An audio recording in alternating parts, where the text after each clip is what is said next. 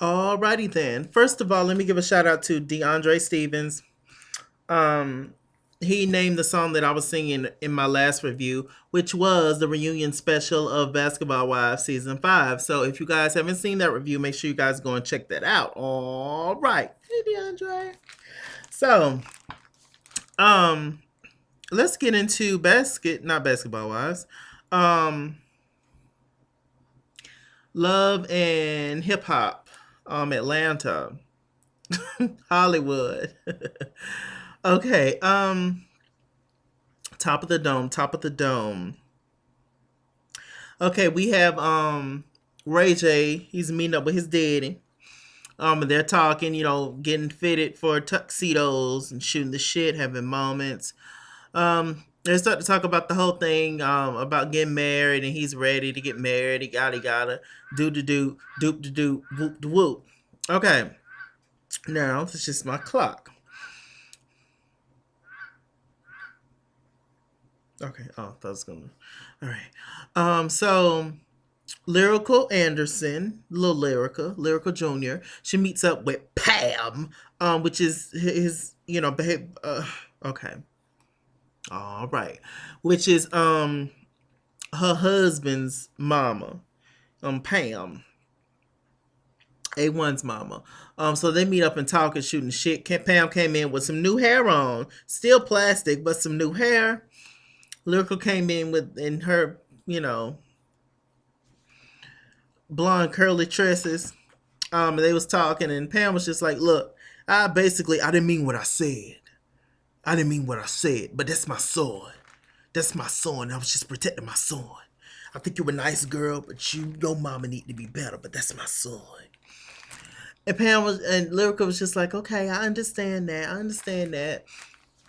And Lyrica basically just wanted to apologize to Pam because she tried to throw a Dixie plate at Pam or some shit last episode, and it was just crazy. It got really ugly. A1 had to hold Lyrica back. So it was just a mess. So basically, Lyrica was just like, "Look, my mama still got the car. Still got my husband's car, and still got, of course, my car because they share a car together." She was like, "My mama still got my car, and so I want you to ride with me to go and get the car to exchange the cars and everything." And Pam was just like, "All right, I got it, but that's my son. I'm gonna do this for my son, and I love you, I really do." And Lyrica said, "Yeah, I love you too." Okay, so let's see, y'all. We have Tiara Marie, TT, Titty Marie, um, Cookbook Marie. They meet up. She meets up with her stylist or somebody she works with. This guy, and Mattel, which is Miss Nikki Baby, Miss Nikki Baby. They meet up and they're talking and they're basically talking about TT's court case, and she got a court case coming up. And them two talking, Daniel, I believe that's his name, and Nikki. And they was just like, "Look, our girl is out of control. She's crazy as cat shit. Something needs to be done about her. She's hood rat. She's trash. And, she needs to be assassinated." But then, when Tiara came, Marie, "Oh, hey, TT, how you doing?" When she walked in. And she was just like, "Child, she had a terrible case." And, this whole thing with the Uber driver, and they trying to lock TT up. "I ain't had no daddy around when I was growing up. That's why I'm wild and I don't give a. Y'all think because these jeans fit, I'll give it. Don't let my cute face fool y'all." Y'all remember that song, "No Daddy" by Tiara Marie? Um, so it was just like, "Yeah, girl, you need to get together, yada yada." Okay, so Tiara Marie had a scene with Hazel E. Fossil E. E comes back, Dinosaur E. Hazel E is back. What does Masika call her? Masika call her nasal. Um, the whole joke thing with her nose. Now Hazel. Now I always, personally, I always liked Hazel E. I felt like she was the underdog of the show, and I would always root for the underdog. I felt like, although she was very naive and delusional at times, especially when it came to that little worm that she was sleeping with, Young Bird, I still feel as if she didn't deserve the treatment that she got. And Hazel E truly didn't have really any real friends on that show. I just didn't like the way she was treated, and especially for Masika, who was literally in every single scene with Hazel, would go back and mess with Young Bird, was very foul. And so that's why for a while I didn't like Masika. I still don't really care for Masika, to be honest, but I do like her a little bit more now. Um, but I just didn't like the way that she treated Hazel. She was just very ugly to her, and wrong of her, and kind of put her down. So Hazel E's back. She's talking to Tierra. They have an on again, off again friendship. And Hazel was just like, "Look, I got the song out now with Fetty Wap." And according to Hazel, Hazel was like, Masika tweeted her and was just like, "That's not Fetty Wap on that song." And then Hazel E was just like, really? I don't think Fetty Wap your baby daddy. And so, they had a whole moment and, got upset, yada yada. I'm gonna talk about that a little bit in a minute. But no, we can just go ahead and get that shit out the way. Because basically what TT was telling Hazel is that she got this whole court case, and Hazel E was just like, "Ain't nothing new, you've been violent, and that's just it. You've been fighting forever."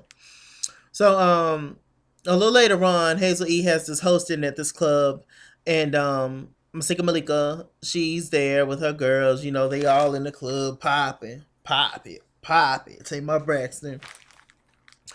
Um, and Hazel E, no, Masika Malika, she sends over a bottle. Hazel E was just like, "Oh, we don't do poison, boo." I fell out. So Hazel E walks up and she looks at Masika, and Hazel E was just like, "I'm kind of disappointed in you, bitch. I thought you was gonna look better than that." And yada yada. That baby kind of blew Masika up. I still think she's a beautiful woman though. She looks good. It's hard to give compliments to people I don't particularly care for. I feel like Masika's a good person, but I just don't like the way she did Hazel. It was just very, very, very ugly. Um, but they was talking and this and that, and Masika was just like, "Look, I ain't for the." Masika can read though. I would give her. She can read her ass off. She be getting these girls together. She was just like, "Look, she ain't got nothing else to do. I mean, hell." But she was just like, "You know what? I, I don't want to hear nothing else but just an apology to my daughter," because she was talking about my daughter. Hazel E was just like, "I think your daughter's beautiful. I never said nothing about your daughter." She was just like, "Oh yes, you did." And Hazel was like, "Well, you said that Fetty Wap wasn't on that song." And she was like, "Yeah, it was Fetty Wap." No, she was like, "No, it wasn't Fetty Wap on that song. So what the hell are you talking about?"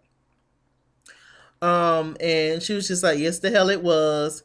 And that's when Hazel left that little dig in there, gave her a little dig, a little comment, and she was just like, "You know what? I'm done with this." So Masika kind of turns around, and Hazel throws a drink at her, and they start to get into a fight, and this and that.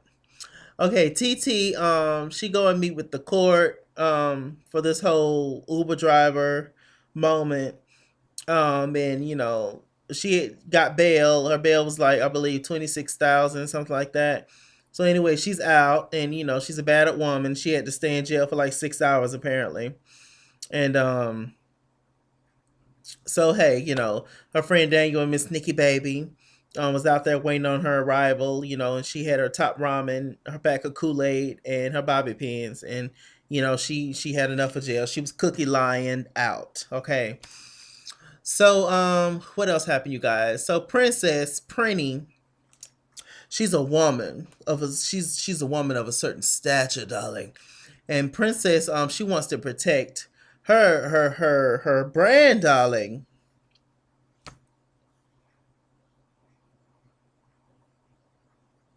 So, when Ray J, like beginning of the season, he ripped up the whole prenup in front of Sonya Blade with her wig and shades, and Brandy, I Want to Be Down, and the daddy, Willie. And she was just talking to the attorney about that, but she was just like, "You know what? I really just want to protect myself against Ray." And she admitted to the camera, she was just like, "Look, I want to protect myself against Ray because I don't know what the hell is going to happen." And so she was just like, "Look, I basically want a prenup for Ray to sign because in case this shit go down, I want to protect myself." And one interesting thing that she put in the prenup was that she wanted she if Ray J was to have another baby by another woman, she wanted to take half of his shit. And I was like, "Ooh, I like that. That's new. Write that down. That's a good one." And she was just like, look, I just want to protect myself because apparently when Ray J got mad at one point, he took the rights to her name or something. He bought Princess Love the name. Um and he just she just wants the rights to her name. That's all she wants is my name. He can keep everything else, but I want my name. I worked too hard for it. No, but the name stays home. The name stays home. My daddy blood on that name. Y'all let me know what movie that came from, and I'll give y'all a shout out in the next review. That was pretty easy, I think. They was in court. It was based on a singer. That's all I'm gonna say. Legendary, legendary. All right. So they had that whole scene, and Princess just like, I want to protect my brand, and Princess love brand, and my hair, and this and that, and the girls are delusional, delusion. Okay, so what else happened, y'all? So before Princess met with the attorney, she talked to Brandy and her other bridemaid about it, which was some girl. And she was just like, I want to get a prenup to protect myself, and I ain't for all this foolishness, yada yada. So Max and Brandy is in the car together. They're talking, shooting shit, and Brandy was telling Max that her loyalty lies with the Norwoods, which is Willie, Brandy, Sonia, Blade, and Ray J. And she was just like, I've been knowing them forever, and I feel kind of torn if I wasn't to tell, if I wasn't gonna tell the Norwoods or Sonya at least what Princess was up to. And Max was just like, this ain't got nothing to do with you, baby. Like, you need to mind your business, and is you fucking them? Is you in their household? Is you their cousin and this and that? You need to stop. This ain't got nothing to do with you. Max be trying to tell Brandy right, but Brandy just won't act right. Ever. And it works my nerves. Just like a little dynamite. Like, just please pop her and set her free. And Princess is just like, well, I just have to tell them. I feel like I need to tell them, yada yada. So we're gonna see in the next episode that she's actually gonna tell Ray J what Princess is up to, and Princess is probably gonna kick this bitch out the wedding. It's gonna be so funny. How they all of a sudden turn against each other. You see that? But they both want to come at Moniece. So speaking of Moniece, Moniece had a scene where Masika and Moniece, they had like a random scene where they was both talking about, Moniece was talking to Masika about the sex tape, and Masika was talking to Moniece about Hazel E. So Moniece, she meets up with this guy who's allegedly in the sex tape, who allegedly leaked the sex tape of Moniece. And it's this guy that she used to be in a relationship with for about like a year, apparently. He's a rapper, like a local rapper. They were cool, and they agreed to be friends. So she comes down on him. He has a set. He's up there rapping. And so they sit down and have a conversation. And the guy kind of looks like, he gives me like Chance tease. Y'all remember Chance from The Real Chance of Love and from I Love New York on VH1? That's who he looks like a little bit to me. But they're sitting down talking, shooting the shit. And she was just like, well, you need to send the information to my lawyers because I'm not in the mood for this. How can you do this? You're my friend. You're supposed to protect me. According to the guy, he got 2 phones. One for the club and one for the okay? One for the bitches and one for the So he got 2 phones, and one of his phones got lost. And apparently all it got in the hands of Jason Lee. Jason Lee went through the phone to find out whose phone it was, and apparently Jason Lee put out the sex tape, or all of a sudden had access to the sex tape. It sounded like bullshit to me. Onissa's just sitting there with her head down, like, child, my lord. She was really going through it, and I was just like, I know what you mean, Momo. Well, I actually don't, but whatever. And she was just like, how can you do this to me? And I thought that you was my friend. You're supposed to protect me and yada yada. He was just like, look, but I ain't leaked the sex tape. Basically giving her bullshit. They stood up. She ended up slapping the taste out of his mouth. Then that's when the security came and ended up dragging her little ass out of there. And You know, the whole thing. And so, you know, Monique's probably deserve a little bit of this stress. And but you know, like I said, at the end of the day, she didn't start it. This whole drama, it was Brandy. So hey, um, okay. What happened? What else happened, y'all? I don't think there was no safari in this episode. Nah. What else? I pretty much think that's it.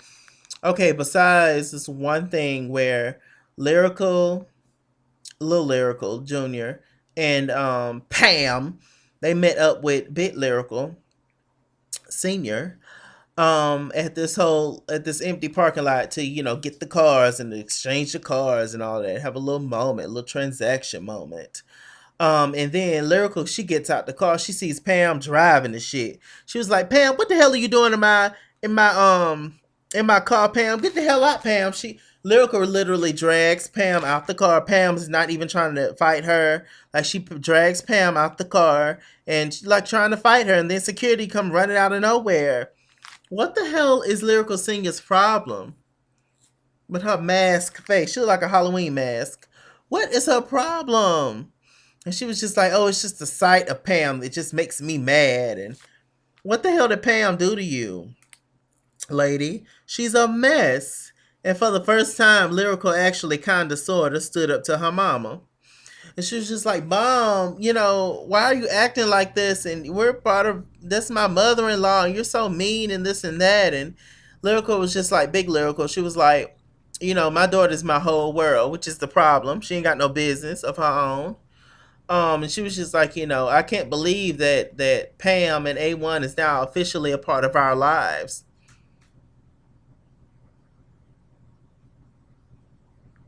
That's a sickness. That's a sickness. Pam and A1 is a part of Lyrical Junior's life. They ain't got to be a part of your life. They really don't. If only, you know, for one night. If only for, you know, a little bit of time. They ain't gotta, you know, you ain't gotta be bothered with them like that if you don't want to.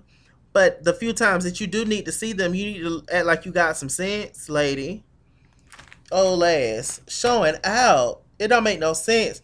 And Pam was just like, "You know what? You know you don't hate me. And what's your issue with me? And hug me." Lyrical, she didn't even want to hug her. I was like, wow. And so she ended up hugging her. And she was just like, "You know what? This is hard for me. And this is hard for me." And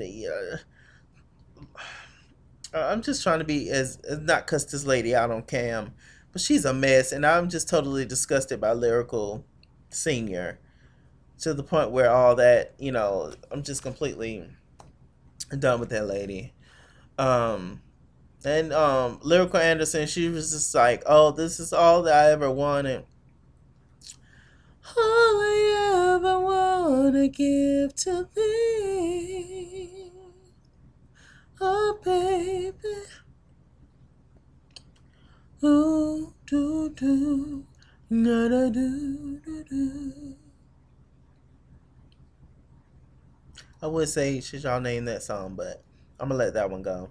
But if y'all want to name that song, if y'all know the artist and the song, darling, then y'all can, and that's another shout out. So we got two shout outs in this video so far. Name the movie that I referenced earlier, and this song that I was just now singing.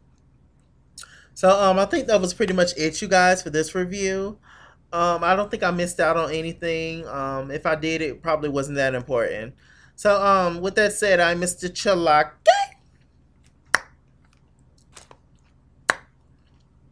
I can't pop no more, y'all.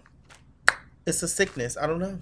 Mr. Chalak on Google Plus. Follow me at ITSKINGWORLD on Twitter and Instagram. At ITSKINGWORLD89 on Snapchat. Chase King was here on Facebook. And all that good stuff. Like, comment, subscribe, share. Love and hip hop. Hollywood. Hollywood.